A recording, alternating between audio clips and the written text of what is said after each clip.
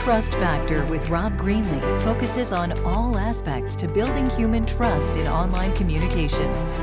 Only on 100 TV. 10 factors of emotional intelligence to build trust and how to verify information in our world today. Hi, I'm Rob Greenlee here again in episode 3 of Trust Factor. Thank you for joining me. The trust factor in your life is essential, and the lack of it or abundance of it has profound impact on the quality of your life. So thank you for joining me here each week. If you're a returning viewer, I appreciate that a lot. If you're new, thank you for joining me today and watching Trust Factor or listening to it. And hopefully I can bring a more positive human experience to your life and other people's life through this podcast.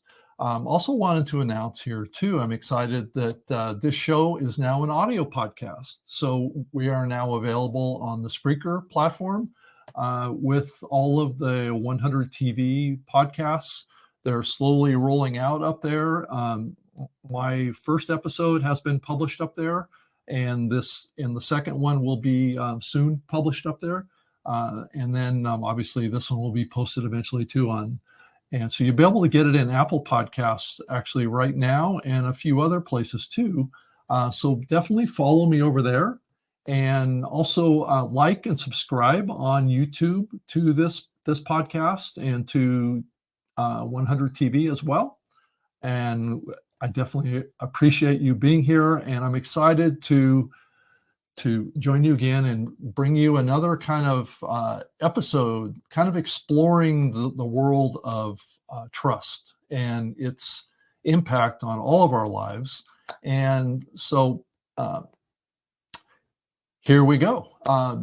The 10 factors of emotional intelligence. And this is an interesting aspect, or a little bit of a spin on the concept of trust building and your ability to adapt to the world around you to build other people's confidence in you based on some characteristics that I'm going to talk about. And it refers to your ability to recognize and understand and manage your own emotions, as well as somewhat manage and fit in with other people's emotions without creating any kind of disruption in their perception of you around whether or not they can trust you. So it really involves building a crucial trust in effective communication, and how you communicate with others is really critical here in your personal and professional relationships. So let's dive into this a little bit deeper. Here are the top 10 elements of emotional intelligence as a factor of trust building. So let's just dive into it and dig into it. So self-awareness is a big part of this, in recognizing and understanding your emotions, thoughts, and behaviors. So really you need to get in touch with who you are, and as best as you can understand how you communicate and how people perceive you as much as you can, and have an understanding of your own emotions and thoughts and behaviors out there in the world. And also the other part of this is self-regulation. So as you communicate into the world, and as you think for yourself about your place in the world and your contributions to others around you in the world, you need to really focus on trying to develop some level of control of your emotions, your thoughts, and your behaviors as well. And that gets back to the self-awareness part. So if you understand how you react to different situations, you can create a better experience for yourself and for your others, especially in stressful situations where you get into maybe conflict, or you're nervous, or you're frustrated, or you're emotionally charged. This is when trust can be lost. So if you lose control or you lose your ability to stay focused on what's important, I think that's a critical piece to this. So, what is your motivation to achieve personal and professional goals? I mean, I think that is a big part of this as well. Um, and the ability to persist in the face of setbacks. So if you can have an idea of what those potential setbacks are, um, then that'll help you better manage your ability to motivate others and to motivate yourself to achieve your personal and professional goals. So, so being able to persist, I think, and stay focused through challenging times, the challenging world that we live in, is so critical to being able to succeed. And also, a huge factor here is empathy for others. And I think these are all kind of flow into your emotional intelligence, and your intelligence of what's happening around you in the world is to have empathy for others, and the ability to understand and relate to the emotions and perceptions and perspectives of others as best as you can. I mean, some of us really struggle with this, and I totally get it. I mean, this is not easy stuff to try and work through this thing. And it does, maybe you don't inherently have this ability to have empathy for others. And I do think that there are folks out there that struggle with this, or maybe even don't even think about it as something that they need to be concerned about how they come across to others, because maybe they're so focused on what they are thinking and what they are pushing on others that they don't really see the forest through the trees on this issue. But having empathy for others is key to, I think, our civilization's somewhat survival here. And I know this is a very serious topic that I'm taking here, but I do think that putting a smile on your face and getting through emotionally difficult times and having empathy for another person, I think is so critical. And this gets into social skills, right? Your ability to communicate effectively, build relationships, and resolve conflicts. So empathy and resolving conflicts kind of go together, and those kind of have a lot of social skills and a lot of discipline behind them, and it gets back to the social regulation. So a lot of these points that I'm raising are all interlinked with each other, and how you think about your interrelationships with other people, and how you even think in your own mind.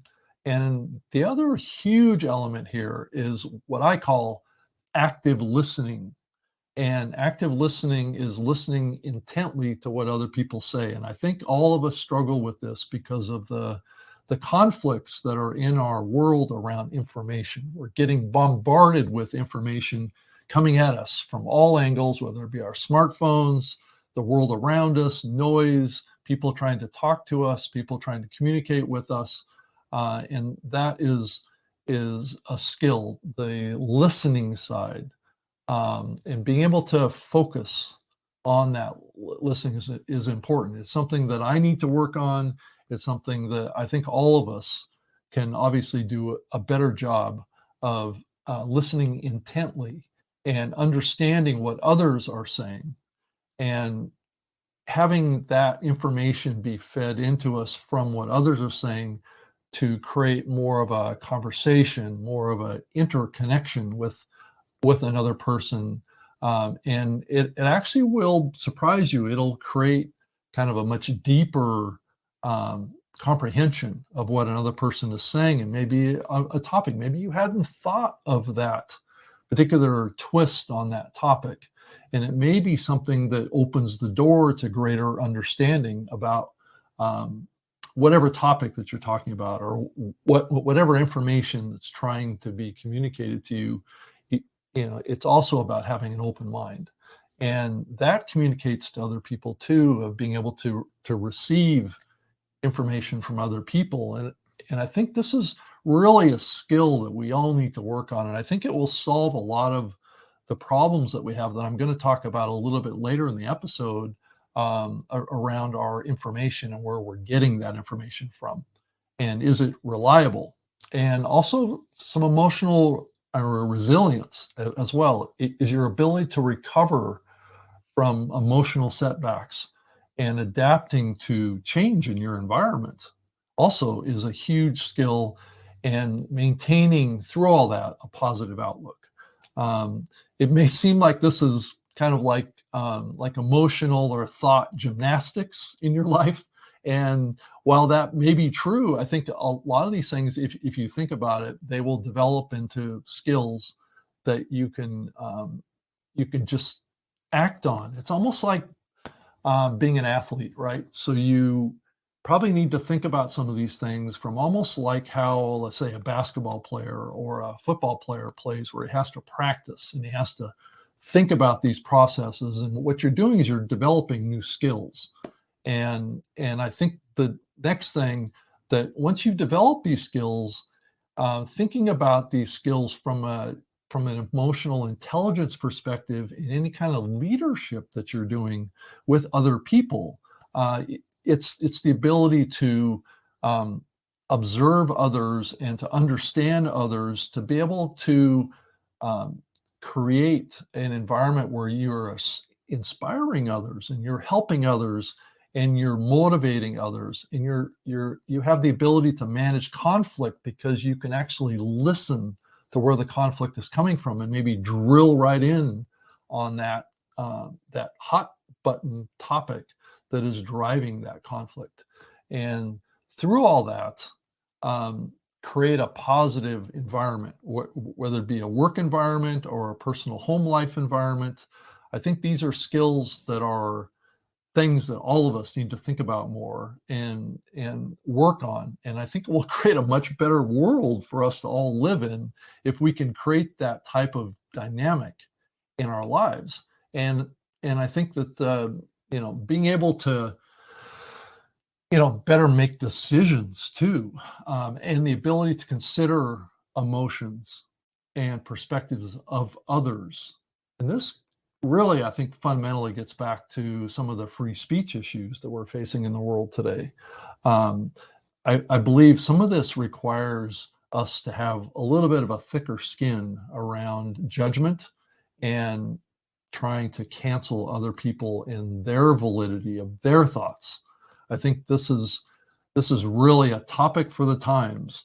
I just think more and more information is weaponized and is used against others, when that isn't really the best way to think about information. The best way to think about information is we can all learn from it, and we can all move forward with it. We can help each other. We can try and make decisions based on all the inputs, and that can affect everyone involved. And this will go so far to helping so many people kind of resolve their conflicts that they have in their lives here.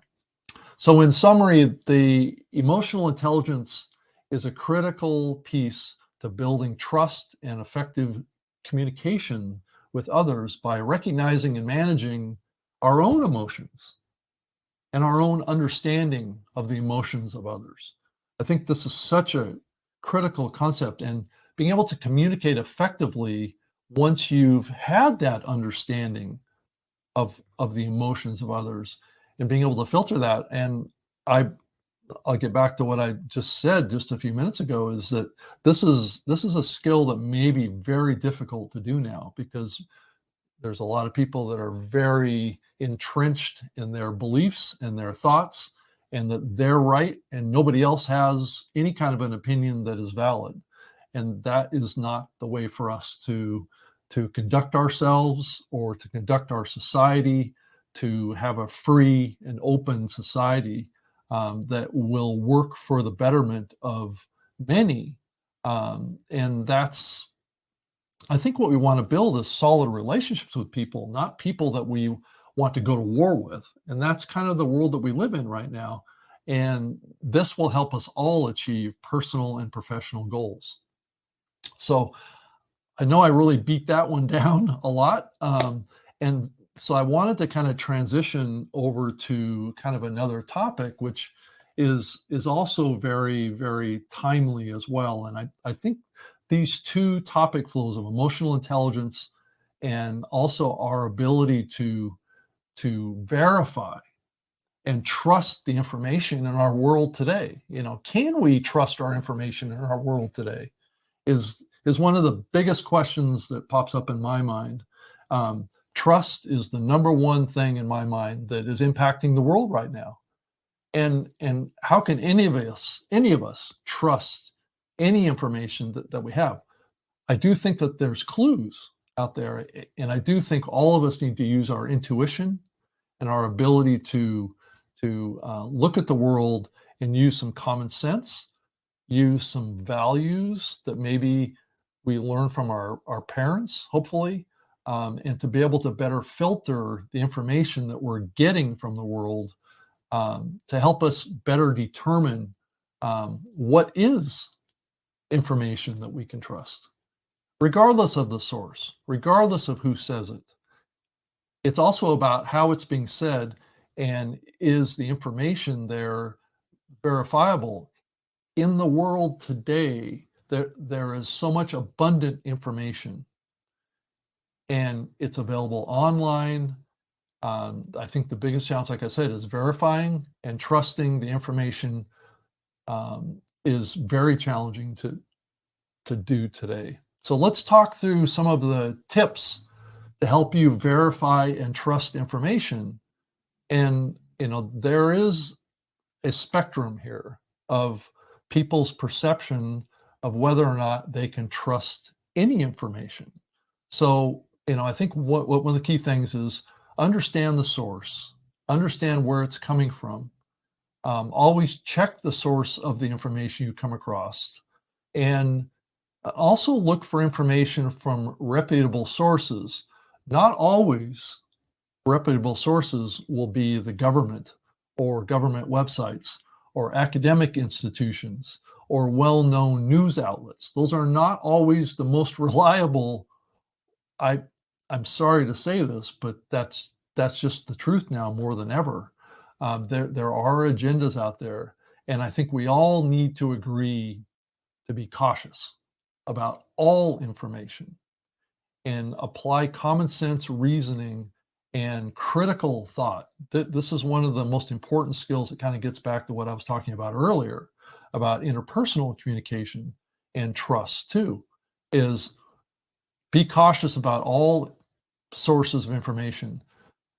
But I will say that my own experience here over the last couple of years is information from more independent sources seem to be maybe a little bit more passing the sniff test of common sense and reasoning and thinking about how is best for our society to operate, right? And think about relationships and think about our society and our culture.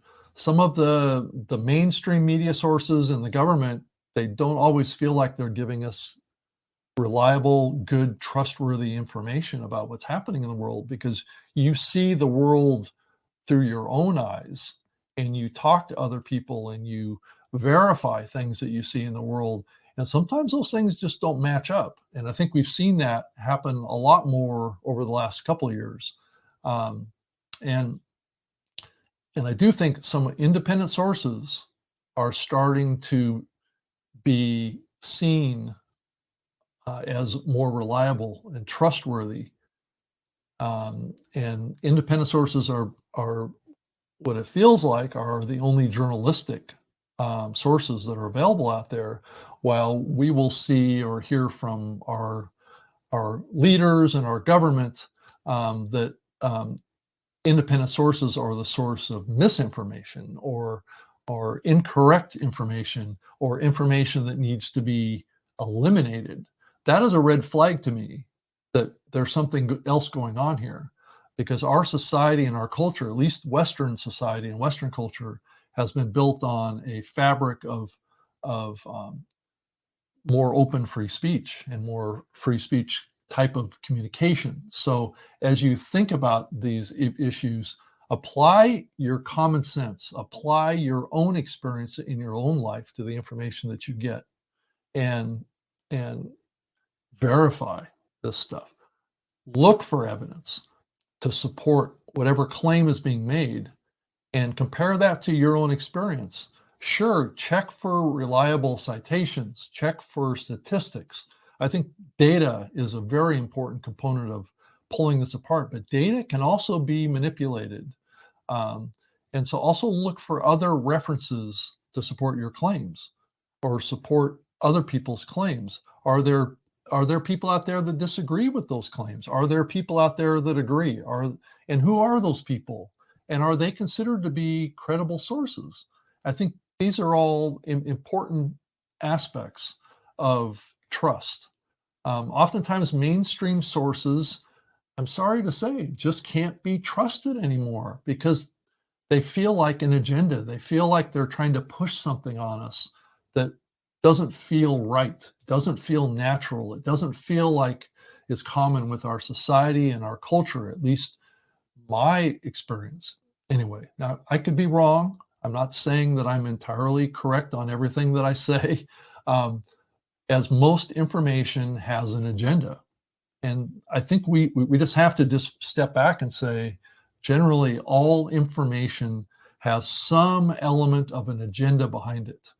And mainstream sources do too. What is their financial affiliations? Who are their advertisers? Who is supporting that network? And is there the potential that those folks are being influenced by money? As more and more we suspect, and we're seeing examples and exposure of corruption in our society and in our culture and our government and our institutions. I think those are factors that we have to think about, and also consider, the information author, right? Who is the one that's putting this information out? Could that author have a bias? Could that author be funded by some group or some corporation or some agency that has a biased agenda that they want to put out there? Is the government somehow behind this? I think, as we've seen with some of the information that's come out about the government entanglement with maybe social media platforms, that there may be some interest in trying to suppress certain type of speech, certain type of topics, and influence the promotion of other types of topics. Those type of things do not build trust. So just be aware of where the information comes from. Do your research. Think with a critical eye. Don't just assume that just because it comes from a mainstream source that it's reliable information that you should automatically just trust. Look at opposing views, look at opposing sources, and to try and get a more balanced view on a particular topic. Open the other side of your brain that is more open to flexibility and looking at things as gray topics, not black and white topics. And also the last piece of this too is question the fact-checking tools. And I think some of those fact-checking tools are funded by government, corporations with agendas. So you have to question the fact-checkers. That's the other part of trusting what you hear.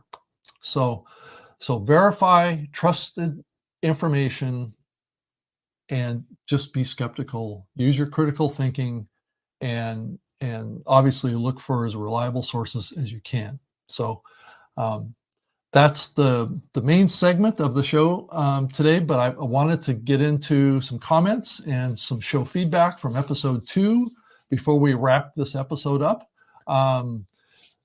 So a couple of comments that were in the threads on a variety of different, like YouTube and other platforms.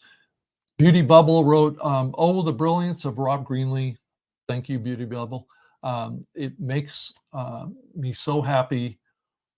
All of this with Coach Jenny, and has really created quite a liftoff week for the 100 TV network this past week. And Claudia Santiago also wrote, "Thanks, Rob, for your insights. So good." And so thank you for all the feedback. I definitely want to hear from you. I'm on Twitter, obviously on YouTube, so you can give me feedback on these topics and what your thoughts are on them. I definitely want to hear from you about your topics on trusted information. Where are you getting that trusted information? I would love to hear from you. You can post those on Twitter at Rob Greenlee. You can also do them on LinkedIn at Rob Greenlee as well, but do it in YouTube or do it in any podcast listening platform too, so you can get this show on those platforms as well. So thank you so much for listening today. I definitely appreciate you being here. I'm doing episodes every week of this show, and I'm going to increasingly build this show out as a audio podcast as well. So please join me. If you can't see the video, or you prefer to listen to this podcast as an audio file, I definitely want to encourage you to actually do that and be connected with me. I want to be here for you. I want to be that helpful person that gives you some ideas on how to think about your life and the information that flows to you and from you to others. Can you help others feel trustworthy? Can you help others trust you? And I think at the end of the day, that's the key point here, is you want to have people trust you. And that's critical to all of our success as a society and as a world. So thank you for joining me on episode 3 of this series. I'll be back the following week with episode 4. And so look for me on 100 TV Network. That's on Mondays at 11:30 a.m. to noon Eastern Daylight Time, and 9:30 a.m. to 10 a.m. Pacific Daylight Time. That's when it's aired for the first time on YouTube.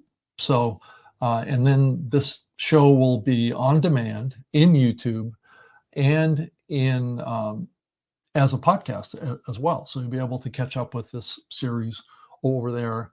I hope that you have a fantastic week, and I hope that things this week turns out terrific for you and in your life. And like I said, please let me know if you have any questions or comments. My email address is rob.greenlee, Greenlee, @gmail.com, and would love to hear from you. Please feel free to express yourself. I will talk about your email in the show next week. So get that email out to me as soon as you can think about it and fit it into your schedule. I would love to hear from you. So please write me. I appreciate you so much, and tune back into the show next week, and we can talk more about this topic. I will find another derivative topic of this that we can explore and expand. So thank you so much for spending time with me today. Thanks.